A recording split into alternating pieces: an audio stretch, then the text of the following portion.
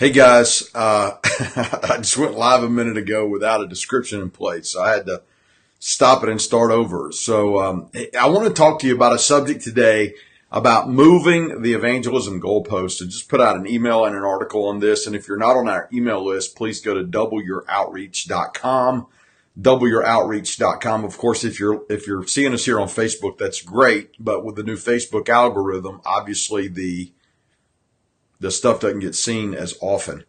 Anyway, Scott Smith here, evangelism consultant, Georgia Baptist Mission Board. And let's talk about moving the evangelism goalpost and why you should. Now, before you think for a second that means that I'm talking about compromising the gospel or making some kind of your approach the easy believism so we can baptize more, that's not the goal at all. As a matter of fact, I would never be one to talk about in any way compromising the 180-degree repentance, Jesus is the only way gospel.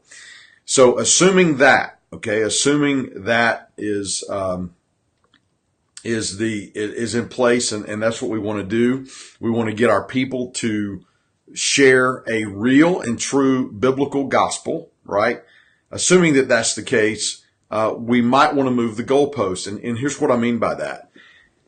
We know that a lot of our folks are not sharing their faith because they're afraid. And one of the reasons that they're afraid is not just that they don't have personal confidence, although that's part of it, is because they sense, really they believe the media, and they believe that by and large, the culture is resistant to sharing to Christianity, to the gospel, to the idea of an exclusive way to get to heaven.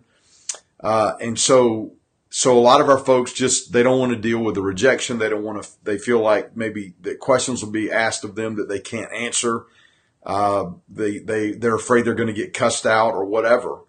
And, the fact is most of those things, would not happen. And here's what we're finding. We're finding that, most people, the vast majority of people, 83% are open to an invitation to church. And just shy of that many are open to spiritual conversations. Now, in one Lifeway research poll, what they found was, after polling 1,000 Americans, they found out that when asked the question, how often do you think of the question, if I were to die today, where would I spend eternity? 43% say they never think of that question at all. It never comes to their mind at all. Most of the culture probably rarely has a God thought anyway, but rarely do they think of the question about where will I go when I die. 20%, however, think of that question every single day. So at any given time, there's a 20% of the population that is thinking thoughts about eternity and wondering where they may spend it. Well, if you consider probably half of those, roughly 10%, are probably open to hearing the gospel, and maybe even would convert to Christ if someone shared the gospel with them. So just think about that, 1 in 10. And so what we find is these numbers hold. Now, bear with me. This is where I'm going to talk about moving the goalpost. What if instead of having the goal be reach your friends for Christ, reach your families for Christ, win X number of people for Christ this year, and it's all about the conversion. It's all about bringing people to Jesus and that point of going from lostness to being saved.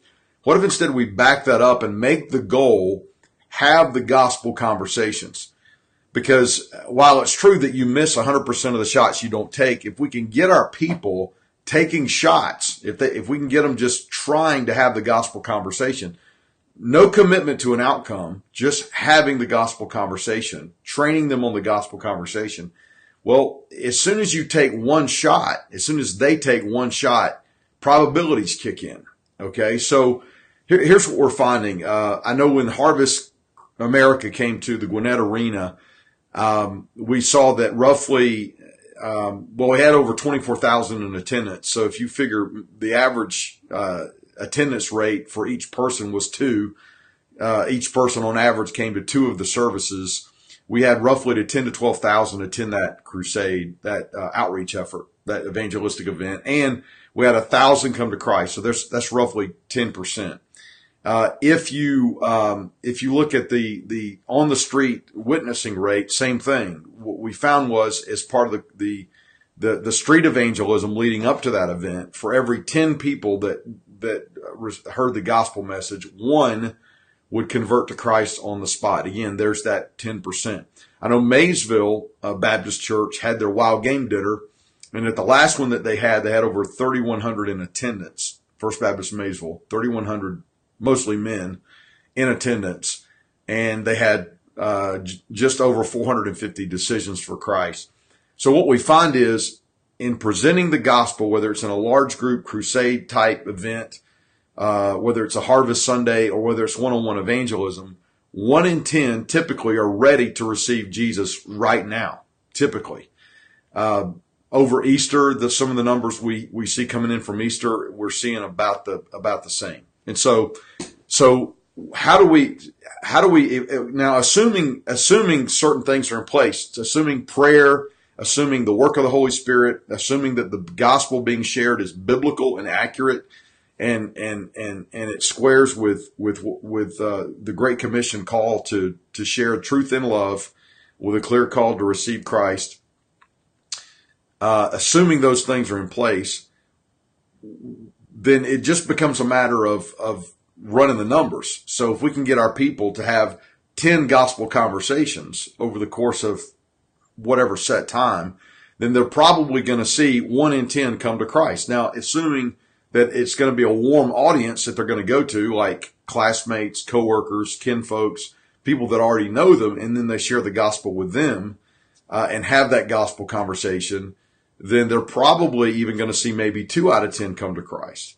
So when I talk about moving the evangelism goal, what we're saying is, we're not saying don't lead your friends to Christ. We're saying, let's make the goal, let's make the thing we emphasize, talk about, and celebrate, having gospel conversations. Okay. So what does that entail? That entails basically 4 things to make this successful in your church. Begin to talk about the importance of having gospel conversations, and the fact that our culture has moved from a presentation culture to conversation culture, meaning we don't just go out and give presentations, we have conversations. So you make it about conversation. So when you're preaching on evangelism, when you're training around evangelism, you're going to talk more about having those conversations. A far less intimidating prospect in the mind of our members than trying to win all their friends for Christ. So, for instance, which would be, and I'll get to the 4 things here in a minute, which is more challenging to your people? Which is more daunting or intimidating? Number 1, to say, go out and win 10 of your friends to Christ in the next 10 months. Or 2, go out and have 10 gospel conversations with people that you know in the next 10 weeks.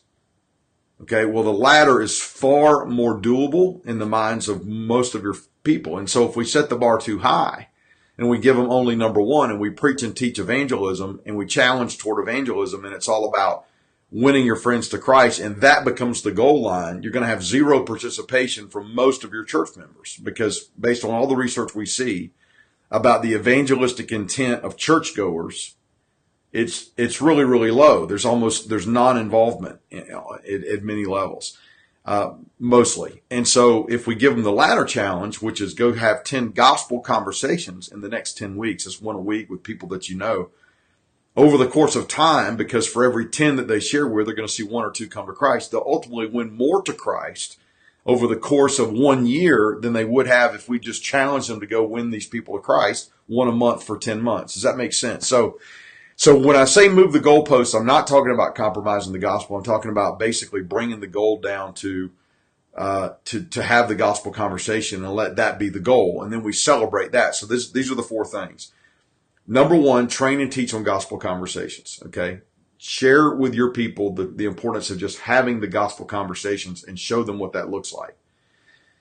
Number 2, have them set goals around that. So how many gospel conversations can you challenge them, or should you challenge them to have over a set period of time?